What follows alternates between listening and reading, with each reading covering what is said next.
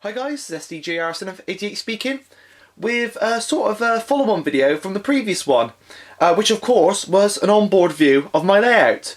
I'm really glad that you all enjoyed that. It was a joy to film, to say. It took a bit of timing to get it took a bit of effort to get the engine running at the correct speed as the sound clip that I added to it.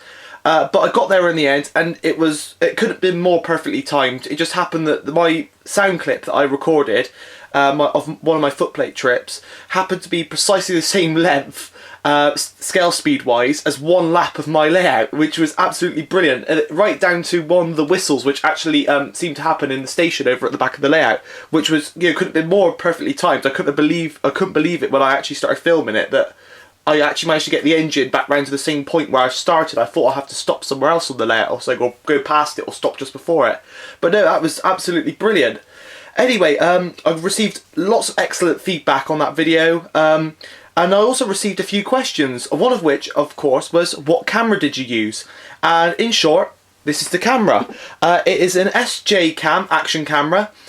This one is the M10. That's the make you've got to look for. SJ Cam M10. That's the product number, or whatever it is, the type of camera, the M10. And as you can see, it is an action camera, very similar to a GoPro, but much more reasonable price, I feel. I was looking at these sort of action cameras because obviously you could get onboard pre-made cameras, but they tend to be quite expensive. So I thought I would look at other sort of cameras, which could be used for other things, including like these action cameras. And watching a load of different reviews on YouTube of these cameras, I came across the M10, and as you can see, it's made by SJ Cam, as I've mentioned. They make a few other variants of design, but this one I feel is the best shape, and also it has so it's one of the latest ones that they've produced. So it's got the most up-to-date software in it at the time of filming. Anyway, it was £61, which I feel is very, very reasonable for an action camera. And as I'll explain in a minute, it has many more uses than just an onboard camera. So anyway, if I open it up, oops, typical the box gets stuck while opening. There we go, got it. There we go. That there is a USB charger. That didn't come with it. It's an old phone charger that I had, but I just put it in there, obviously, because to charge the camera you need a USB socket. So I've got a wall plug adapter there, basically. Anyway, so this is what you get for £61. You get, of course, the camera itself, which comes in its waterproof case. You don't need the waterproof case for filming onboard shots, as I'll explain in a moment, but it's good for up to 30 meters, so you could use it as a diving camera. And then, of course, in the bottom here we've got the instructions, the leads, and about 7, sorry, my hand's in the way there. Got the leads, the instructions, and there's about 7 different mounts in there for all different things, like helmet cam, for mounting it to like a skateboard and stuff. And also there's even a mount in there for a dash cam. This camera actually has the option where you can use it as a car dash cam, so when you turn your ignition on, it actually starts recording, which I think is absolutely brilliant. Anyway, as you can see, it's this tight waterproof case. If I just pop this lock off and open up the seal, and there is the camera. As you can see, it is pretty much the perfect shape for an onboard camera. GoPros, then there's also another SJ Cam, which is sort of the same sort of style as the GoPro. As you know, have the lens in the sort of the right, if you're looking at it like we are now, to the right of it is very rectangular, and the lens is on the right. Those wouldn't sit too well, I feel, on a wagon. They'd probably hit platforms, hit tunnel mouths and stuff like that. But this one, as you can see, is much more thinner, but a bit taller, and the lens is directly in the centre, which means, of course, it is perfect for mounting onto the back of the wagon. It's very, very simple to use. It uses a micro SD. You need to buy a micro SD separately, though. It has a built-in screen, which I thought was absolutely amazing. Some GoPros, the basic GoPro that I was originally looking at, doesn't have a built-in screen, so you can see what you're pointing at. It's very, very simple to use. You've got the on-off button there, and you can also change the mode. So you can also take stills with it. You could browse through what you've previously filmed on there. There's the record button and the play button, and of course you've got the menu where you can change settings and stuff. I do highly recommend checking out reviews of this camera. So do type in SJ Cam M10 review into YouTube, and there are people that have done more in-depth reviews explaining how to set up the camera and of course testing it out. It does auto adjust, which is perfect for sort of a dark lighting up in here. As you know, I've got two fluorescent tubes at each end of the loft, and there's sort of like a dark void in between. This camera does adapt quite well, although when it's behind the station on the opposite side of the layout, it sometimes goes a bit dark there. But apart from that, it's very, very good indeed. But yeah, it's got a replaceable battery. The battery lasts 90 minutes, I believe, according to the review I watched anyway, and the box. But you can buy extra batteries, so if you're going out and about with it, you can buy extra batteries, pre-charge them, and obviously if one runs out, you just swap them over, which I think is very, very handy as well. So yeah, without further ado, I will mount this onto, I'll show you how I mount this onto the layout. And also, I'm sure I'll be doing some other videos with this in the near future. Of course, I might take it out about on my travels with me and use it for other things. But anyway, let's move over to the layout. Right, as you can see, we're now looking at the layout. And as you can see, there is a wagon in shot.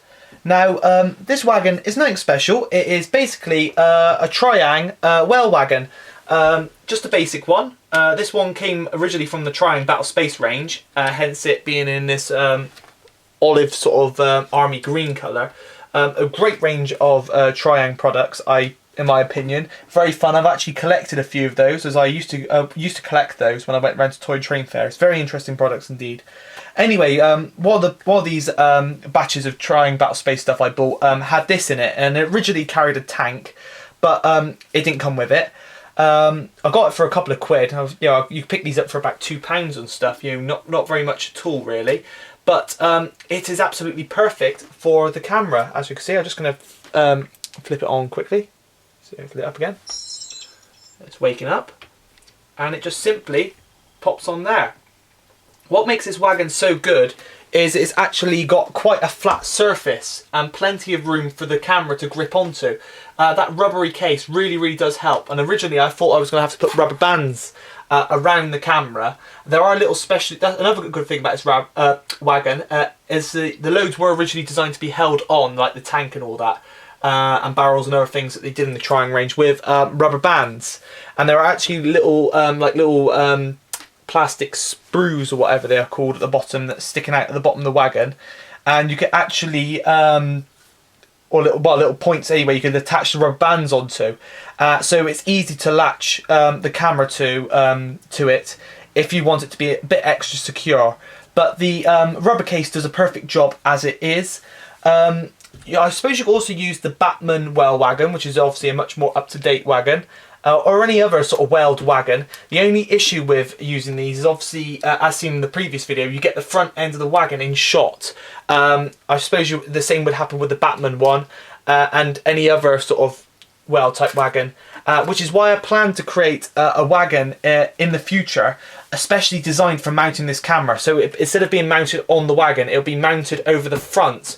I'm thinking of getting a dapole chassis and making my own like sort of adapter body that this thing sort of clips into the front of it. The wagon won't be nothing pretty to look at, because obviously you won't see it because it is the camera. It'd be just basically like a sort of like a what they film action movies with, sort of like a trolley, like the trolley that goes on on rails with a camera on. It'd basically be one of those, except for the model railway world. And that way you won't get the buffers in shot. It'd be a bit more of a realistic height. So that way I could say it was the camera was mounted on the front lamp iron brackets of the loco, which really add to the sort of the effect of a video. But anyway, I guess that's all for this video really. There's only one thing left to do, and of course that is to see it in action. So for that we need a loco, and just coming into shop now.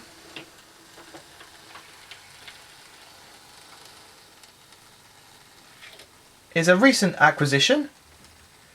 It is a Hornby 2P in SDJR Prussian blue livery. Now, I've always wanted one of these, but I've never been able to get my hands on one until now. Big thank you to Jack Peak for selling this loco to me. It was surplus to his requirements. I'll put a link to his channel below. Basically he owns the West Gloucestershire Railway, which is his model railway, and basically she didn't really fit in on his line. So being such an S&D fan, he thought that I would provide a new home for her, and I must say she is fitting in very well. She needs a bit of a dust off, but I plan to do that in the not too distant future. Also, drop a comment if you would like to see a review of this model in the near future. It is the tender drive one, but I must admit she is very, very smooth runner indeed. So anyway, if I just go around the back of the camera, this one, see, and hit the record button, as you should see, the blue light on top of the camera should... Oh, I just woke it up. I might need to hit it again. Should start flashing. There we go. Which means it is recording. So, without further ado, I'm going to end this video here, and I will end with an onboard shot of the layout again. So, this has been S&DR, SNF88 speaking, and thanks for watching.